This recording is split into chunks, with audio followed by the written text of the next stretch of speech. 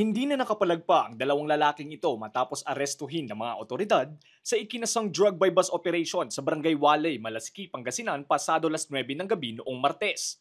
Ang mga sospek ay 22 anyos at 48 anyos na parehong residente sa bayan ng Mangaldan. Ayon sa pulisya, ang mga sospek ay kabilang sa high-value target ng PNP sa usapin ng iligal na droga at kilalang tulak ng droga sa bayan ng Malasiki. Joint operation kami ng PDEO. Ang PDEO ang lead unit dito sa Barangay Waray. Itong magkasama, mag-body, mag-tandem na pusher, nag-deliver ng ng shabu. According sa info natin sa PDEO, ito ay mga taga Mangaldan po sila. Dumayo po sila dito para magbagsak. Dumayo dito para magbagsak o magbenta diyan sa Barangay Waray. Nasamsam sa kustodiya ng mga sospek ang 7 sachet na naglalaman ng umano'y shabu na tumitimbang ng mahigit kumulang 100 gramo na may standard drug price na 680,000 pesos.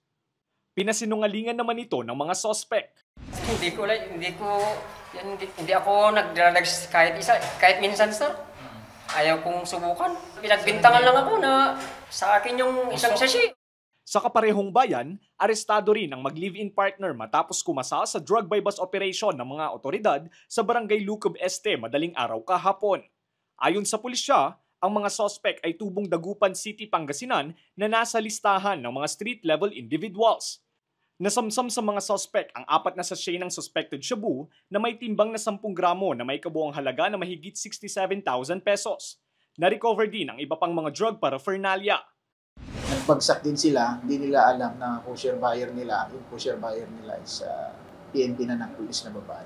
Matagal na natin itong binabantayan at yun nga, nakachamba tayo dito sa estate at positive naman yung naging operation natin. Hawak ngayon ng pulisya ang mga sospek na wala pang pahayag. Mahaharap ang mga sospek sa reklamong paglabag sa Republic Act 9165 o ang Comprehensive Dangerous Drugs Act of 2002. Gusto kong magbigay ng warning o palaala sa ating publiko na huwag natin tangkilikin pinagbabawal na gamot dito sa bayan ng Malasiki.